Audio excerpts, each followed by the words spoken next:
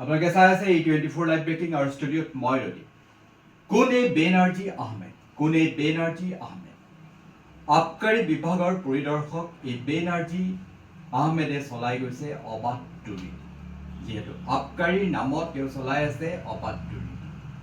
অনুজ্ঞাপত্ৰ থকাৰ পিছতো বিপণীসমূহৰ পৰা তেওঁ মাহেকীয়া পইচা সংগ্ৰহ কৰে, মাহেকীয়া ধন সংগ্ৰহ কৰে আৰু দাবী ধমকি দি তেওঁ সেইবোৰ আদায় কৰে। সিয়াতে ক্ষান্ত নাথাকি তেওঁ যিসকল লোকেল মদ, লোকেল সুৰা ব্যৱসায় কৰে তেওঁলোকৰ পৰাও তেওঁ অবাধে চলাই গৈছে এই দুৰ্নীতি। তীৰৰ বুকিৰ পৰাও তেওঁ সংগ্ৰহ কৰিছে ধন আৰু বিভিন্ন ধাবাসমূহৰ পৰাও তেওঁ সাপ্তাহিক 2000 প্ৰতিখন ধাবাৰ পৰা সপ্তাহত 2000 টকাকৈ তেওঁ সংগ্ৰহ কৰি আহিছে অবাধ ধন। আৰু এই কাৰ্যত তেওঁ সহায় কৰিছে চিপাহী কল্যাণ মেছ, হৰিচন্দ্ৰ শৰ্মা আৰু এগৰাকী মহিলা চিপাহী হিমাদ্ৰী দেৱীয়ে তেওঁক এই কাৰ্যত সহায় কৰি আহিছে। আৰু এইখিনি কৰিবলৈ তেওঁলোকক উদগনি দিছে আবকাৰীৰ অধীক্ষক অনন্ত কলিতাই। E24 লাইভৰ হাতত বিভিন্ন তথ্য ইতিমধ্যে আহি পৰিছে। আমি সময়ত হয়তো সেয়া সবিশেষ আপোনালোকৰ ওচৰত দেখুৱাবলৈ চেষ্টা কৰিম। তেনেহ'লে আহক আমি বেনাৰ্জী আহমেদৰ মংগলদৈৰ আবকাৰী বিভাগৰ এই ঘটনা আমি আপোনালোকক দেখুৱাবলৈ চেষ্টা কৰিম। কোন এই মিছ বেনাৰ্জী আহমেদ? মংগলদৈ আবকাৰী বিভাগত কি চলিয়ে থাকে? আবকাৰী বিভাগৰ পৰিদৰ্শক মংগলদৈ চাৰ্কুলৰ মিছ বেনাৰ্জী আহমেদে অবাধভাৱে চলাই আছে আবকাৰী বিভাগত দুৰ্নীতি। বহু বিপণীসমূহৰ পৰা অনুজ্ঞাপত্ৰ থকাৰ পিছতো তেওঁসকলৰ পৰা মাহেকীয়া জৰিমনা সংগ্ৰহ কৰি আছে নিজৰ ইচ্ছা অনুযায়ী। আনফালে লোকেল সুৰা ব্যৱসায়ীৰ পৰাও বহু ধন সংগ্ৰহ কৰি অবাধে চলাই আছে ধন ঘটাৰ প্ৰচেষ্টা। তীৰবুকীসকলৰ পৰাও তেওঁ সংগ্ৰহ কৰে এই ক'লা ধন আৰু এই কাৰ্যত সহায় কৰি আহিছে তেওঁৰ দুজন চিপাহী আৰু এগৰাকী মহিলা চিপাহী। চিপাহী দুজন ক্ৰমে হৰিচন্দ্ৰ শৰ্মা, কল্যাণ মেছ আৰু মহিলা চিপাহী হিমাদ্ৰী দেৱীয়ে। অকল ইয়াতেই ক্ষান্ত নাথাকি বহুকেইখন ধাবাৰ পৰাও সংগ্ৰহ কৰে খুৰাৰ নামত ক'লা ধন। প্ৰতি সপ্তাহত গড়ে 2000 টকাকৈ সংগ্ৰহ কৰি আছে অবাধে ধন। আবকাৰী অধীক্ষক শ্ৰী অনন্ত কলিতা ডাঙৰীয়াৰ বাবেই তেওঁ এই কাৰ্য চলাই থকাত সহজ হৈ পৰিছে। যিহেতু অধীক্ষক শ্ৰী অনন্ত কলিতাৰ নিৰ্দেশক্ৰমেই তেওঁ অবাধে চলাই আছে এই কাৰ্য।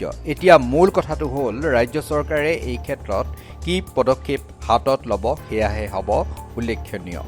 E24 লাইভ ব্ৰেকিঙৰ হাতত এনে তথ্য আহি পৰিছে। পৰৱৰ্তী পৰ্যায়ত আমি দেখুৱাবলৈ চেষ্টা কৰিম বেনাৰ্জী আহমেদৰ কুকীৰ্তিবোৰৰ সবিশেষ। E24 লাইভ ব্ৰেকিঙৰ হাতত এনে তথ্য আমাৰ হাতত আহি পৰিছে আৰু আমি এতিয়া এটি কল ৰেকৰ্ডিং আপোনালোকক শুনাব বিচাৰিছোঁ। যিহেতু কল ৰেকৰ্ডিঙত স্পষ্টভাৱে টকা লোৱা আৰু দিয়াৰ কথা চলিছে। এই মেছ যিজন কল্যাণ মেছ তেওঁৰ কথা উল্লেখ কৰিছে।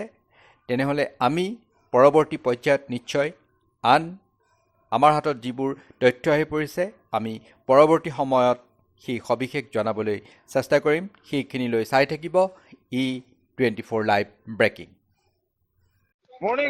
মৰ্ণিং দাদা। কালিতো মই ছুটিতে থাকিলো, কি হ'লনে লাষ্টত? লাষ্টত হ'লেই আমাৰ কোন আছিল যে কোন এই সিহঁতৰে অলপ তাৰমানে আমাৰ গাঁৱত সিহঁতৰ ৰিলেটিভ এটা আছে নহয়। ইয়ে চব ঠিক কৰি দিলে বাৰু। ই তাৰমানে অহাৰ আগে আগে বোলে ফোন মাৰিছিল, কিন্তু ইয়াৰ ফোনটো আকৌ মোক ৰিচাৰ্জ কৰিব ৰাতিপুৱাই পইচা দিছিল। গম পাইছ না, কপাল বেয়া তাৰ। কোনে ফোন মাৰিছিল? কোনে ফোন মাৰি ইহঁতৰ যিটো আলহী আছে তাক ক'লা তাৰমানে এনেকে যাব পাৰি দেই, অলপ ঠিক হৈ থাকিবি বুলি কয়। আকৌ আমাৰ ভাগিনৰ ৰিচাৰ্জ কৰাৰ কাৰণে মোক পইচা দিছিল। মানে আমাৰ মেজদা মেছ তাৰপিছত মই ৰিচাৰ্জ কৰা নহ'ল। আৰু এই অলপ চলপ বিক্ৰী কৰি তাৰমানে এইটো পইচা ললা অলপ? পইচা লৈছে বোলে 30 লোৱা বুলি ক'লা। 30,000? এই তুমি থাকিলে তোমাকে মেনেজ দিব ক'লো হয় মই তাৰমানে। বহুত ল'লা আৰু হয় না? বহুত হৈছে না? 10 মান হলে বেছি ভাল আছিল। 5-10 হাজাৰে বহুত হয়। সেইটোয়েতো বেকাৰ চলিতো কিবাকে কৰি চলি আছে, গেলামাল দোকান আছে এখন। ধেমালি নেকি 30,000 টকা এটা? এই বড় মাছ আছে বুজিলে কথা এইগুলা বেয়া লাগি যায় একদম। এই ৰুমতে না? খবৰ ঠিক আছে না? আছো দিয়ক। হয়। বেমাৰ আজাৰ হৈছে নেকি? নাই, এই শুই উঠছো যে। আজিও নাহা নেকি?